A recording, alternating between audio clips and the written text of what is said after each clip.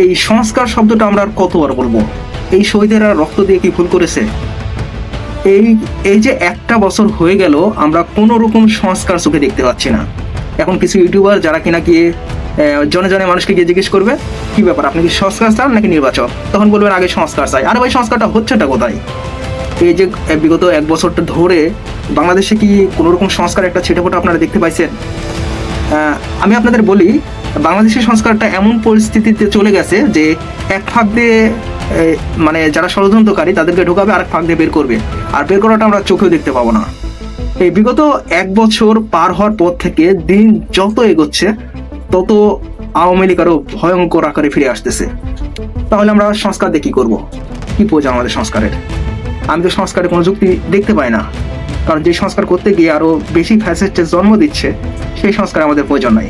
তাই দ্রুতই চাই আমাদের নির্বাচনটা হোক, আর এর মাধ্যমে আমার বিশ্বাস দেশটা শান্ত হবে। তাই এই যে যারা এতক্ষণ সংস্কার করতেছেন, আপনারা একটু চিন্তা করুন এই যে বিগত এই একটা বছরে কি সংস্কারটা হয়েছে দেশের। স্ক্রিনের এই ভিডিওটার মতো আমারও ইচ্ছা ছিল। জুলাই অভ্যুত্থানের পরে কথা ছিল যে একটা যৌক্তিক সংস্কার করে দেশে একটি স্বাভাবিক অবস্থা ফিরে আসলে দেন নির্বাচন হবে। কিন্তু এখন আমরা যেটা দেখছি যে দেশে যে অবস্থা চলতেছে, একটা অরাজক পরিস্থিতি চলতেছে, সংস্কারের নামে কোনো কথাই হচ্ছে না, আর নির্বাচনের কোনো পরিবেশ আমরা দেখছি না। তাই যথাযথ সংস্কার প্রক্রিয়া শেষ না করে নির্বাচনে যাওয়া উচিত হবে বলে আমি মনে করি না। দেশে সংস্কার হবে, নির্বাচন হবে, কিন্তু ওই যে উপরে যারা বসে রয়েছে হয়তো ক্ষমতার লোভ তাদেরকেও ঘিরে ধরেছে কিনা একটা সন্দেহ জেগে যায়। আসলে বলার মতো কোনো ভাষা নেই। আপনারা ভালো থাকবেন এবং আপনাদের মতামতটা কমেন্ট বক্সে জানিয়ে যাবেন। এই সংস্কার শব্দটা আমরা আর কতবার বলবো? এই শহীদেরা রক্ত দিয়ে কি ভুল করেছে? এই যে একটা বছর হয়ে গেল আমরা কোনো রকম সংস্কার চোখে দেখতে পাচ্ছি না।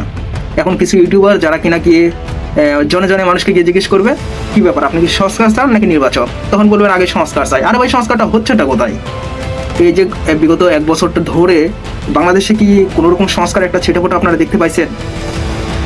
আমি আপনাদের বলি, বাংলাদেশের সংস্কারটা এমন পরিস্থিতিতে চলে গেছে যে এক ফাঁক দিয়ে মানে যারা ষড়যন্ত্রকারী তাদেরকে ঢোকাবে, আরেক ফাঁক দিয়ে বের করবে, আর বের করাটা আমরা চোখেও দেখতে পাবো না।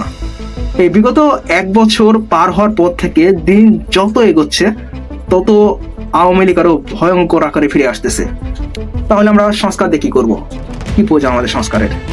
আমি তো সংস্কারের কোনো যুক্তি দেখতে পাই না, কারণ যে সংস্কার করতে গিয়ে আরও বেশি ফ্যাসিস্টের জন্ম দিচ্ছে সেই সংস্কার আমাদের প্রয়োজন নাই। তাই দ্রুতই চাই আমাদের নির্বাচনটা হোক, আর এর মাধ্যমে আমার বিশ্বাস দেশটা শান্ত হবে। তাই এই যে যারা এতক্ষণ সংস্কার করতেছেন, আপনারা একটু চিন্তা করুন এই যে বিগত এই একটা বছরে কি সংস্কারটা হয়েছে দেশের। স্ক্রিনের এই ভিডিওটার মতো আমারও ইচ্ছা ছিল।